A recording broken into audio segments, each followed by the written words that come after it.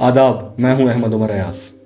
आजकल इस सवाल का जवाब खासा मुश्किल हो जाता है जब कोई आपसे पूछे कि आपकी फेवरेट फिल्म या सीरीज कौन सी है। लेकिन रिसेंट टाइम्स में मेरे लिए ये जवाब काफ़ी आसान हो चुका है, क्योंकि जब से मैंने एक सीरीज देखी है तब से वो ना सिर्फ मेरी ऑल टाइम फेवरेट्स में से एक बन चुकी है, बल्कि नेटफ्लिक्स पर मेरी फेवरेट सीरीज है। इस सीरीज का नाम है Monster the Jeffrey Dahmer story. इस नेटफ्लिक्स ओरिजिनल को तख्लीक किया है रायन मर्फी ने, और कास्ट में हमें नजर आते हैं Evan Peters, Richard Jenkins, Molly Ringwald और उनके साथ नीसी नैश। इस सीरीज के बारे में कुछ भी बताने से पहले मैं आपको बताता चलूं कि ये ट्रू स्टोरी पर मबनी कहानी है, जिसका मरकजी किरदार है जेफरी लायनल डामर, जिसको द मिल्वाकी मॉन्स्टर भी कहा जाता है। जेफरी डामर एक अमेरिकन सीरियल किलर है जिसने 1977 से लेकर 1991 तक कम से कम 17 लोगों की जान ली, जिनमें से हैरतअंगेज तौर पर तमाम के तमाम मर्द थे। अब अगर इस टाइम पीरियड को देखा जाए, 60 से लेकर 90 तक की जो दहाइयाँ हैं, ये वो टाइम पीरियड है कि बहुत सारे मशहूर अमरीकी सीरियल किलर्स इसी टाइम में अमेरिका में मौजूद थे। इनफैक्ट अमेरिका की तारीख में जितने भी सीरियल किलर्स रह चुके हैं उनमें से 80% इन्हीं 40 सालों में पाए जाते हैं। अब इन तमाम सीरियल किलर्स के होते हुए भी जेफरी डामर मेरे नज़दीक एक मुख्तलिफ किरदार है।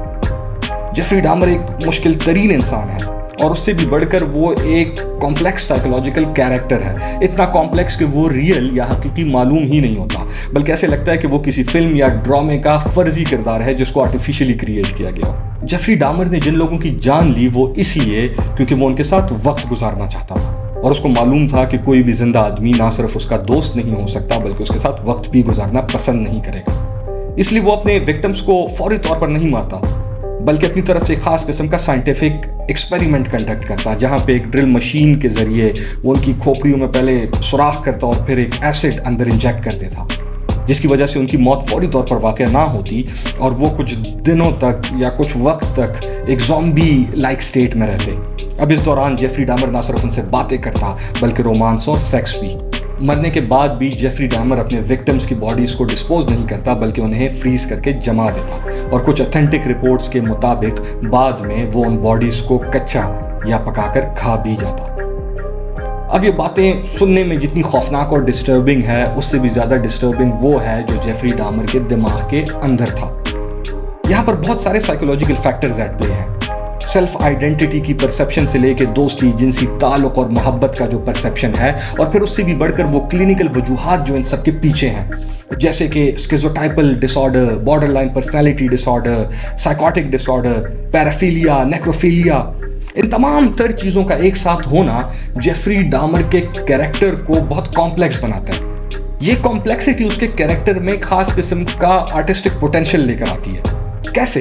क्योंकि ऑडियंस उसके बारे में और जानना चाहती है लेकिन उसको समझ नहीं पाती। वो क्यूरियस भी रहती है और वो एंग्शियस भी रहती है। ये वो आर्टिस्टिक पोटेंशियल है जो उस कॉम्प्लेक्सिटी की वजह से उसके कैरेक्टर में आता है। बस यही वजह है कि आज तक जेफरी डामर के ऊपर बहुत सारी डॉक्यूमेंट्रीज और फिल्म्स बनाई जा चुकी हैं, लेकिन मेरे नज़दीक उसमें से सबसे ऑथेंटिक और सबसे आर्टिस्टिक है रायन मर्फी की Monster the Jeffrey Dahmer story. सबसे पहले तो ये बात कि सीरियल किलर्स को वैसे रिप्रेजेंट करना जैसे वो होते हैं, ये बहुत मुश्किल अमल है। सीरियल किलर्स को लेकर ऑडियंस के जहन में या उनके दिमागों में पहले से खास किस्म का बायस, नफरत या इरेलेवेंस मौजूद होती है।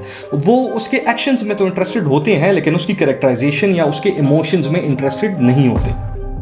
अब अगर इस सीरीज को देखा जाए तो अपनी तरफ से भरपूर कोशिश करती है कि ऑडियंस को जेफरी डामर के एक्शन से ज़्यादा उसके एहसासात और जज्बात के बारे में बताए, उसके थॉट प्रोसेस के बारे में बताए और उसकी रियलिटी की जो अंडरस्टैंडिंग है उसके बारे में बताए। अब ये सारी बातें उसके कैरेक्टर को जहाँ कॉम्प्लेक्स बनाती है वहीं खासा मैच्योर भी बनाती है, और कैरेक्टराइजेशन की ये मैच्योरिटी अकेले डायलॉग से मुमकिन नहीं। और हम सब जानते हैं कि कैरेक्टराइजेशन को मैच्योर बनाने के लिए ऑन स्क्रीन जहां डायलॉग का किरदार मरकजी है वहां अदाकारी का भी, और एवन पीटर्स ने इस किरदार को क्या बखूबी निभाया। रायन मर्फी और एवन पीटर्स इससे पहले भी अच्छा खासा काम एक साथ कर चुके हैं, जिसमें सबसे मशहूर एग्जाम्पल है अमेरिकन हॉरर स्टोरी। उनकी जो केमिस्ट्री है वो ना सिर्फ इस सीरीज में नजर आती है बल्कि मेरे नज़दीक मॉन्स्टर उन दोनों का इकट्ठे सबसे बेहतरीन काम है। अब एक और बात जो इस सीरीज़ को स्पेशल बनाती है वो है इसके मैच्योर एस्थेटिक्स। क्या ही एस्थेटिक्स हैं इस सीरीज़ के। कहानी को आगे बढ़ाने के लिए डायलॉग से ज़्यादा ये सीरीज़ ऑडियो, विजुअल और एक्शन की मदद लेती है। मेरे नज़दीक कैरेक्टराइजेशन को डायलॉग से कैमरा बेहतर तरीके से डिस्क्राइब करता है। लंबे लंबे still shots, uncomfortable visuals, close-ups और इन सब को कॉम्प्लीमेंट करता हुआ एक मेलंकोलिक, मेलो, डार्क, ऑमिनस म्यूजिक, ये सारी चीज़ें मिलकर एस्थेटिक्स को इतना मैच्योर बनाती है कि मेरे लिए उसको डिस्क्राइब करना मुश्किल है और दिखाकर समझाना ज़्यादा आसान। इस सीरीज़ का हर एपिसोड एक दूसरे से मुख्तलिफ भी है और एक दूसरे के जैसा भी। हर एपिसोड में एक ख़ास किस्म की इंडिपेंडेंट थीमेटिक डिस्कशन मौजूद है। ये थीमेटिक डिस्कशन जो है वो हर एपिसोड को अपने आप में ही एक इंडिविजुअल आर्टिस्टिक पीस के तौर पर पेश करती है।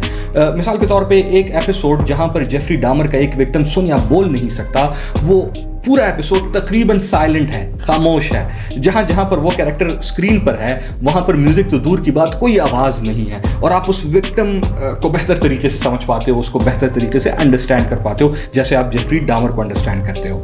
अब अगर इस ट्रीटमेंट को देखा जाए तो यकीनन ये एक्सपेरिमेंटल ट्रीटमेंट है और ये एक्सपेरिमेंटेशन जो है वो इस सीरीज़ को पैरेलल आर्ट के तौर पर या आर्ट सीरीज़ के तौर पर भी सामने लेकर आती है।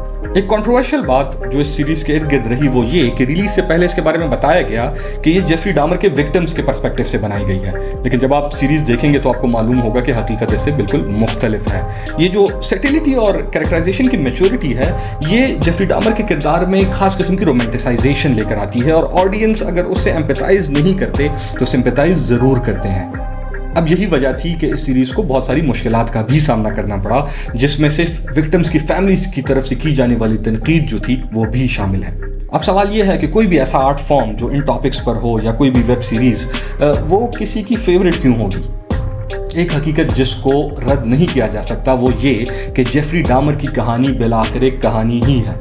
ये कहानी अफसरदा है, इसमें ट्रेजेडी है, इसमें एलियनेशन है, इसमें फ्रस्ट्रेशन है, इसमें हॉरर और टेरर है, इसमें एब्सर्डिटी है, लेकिन बिलाखिर है ये कहानी ही।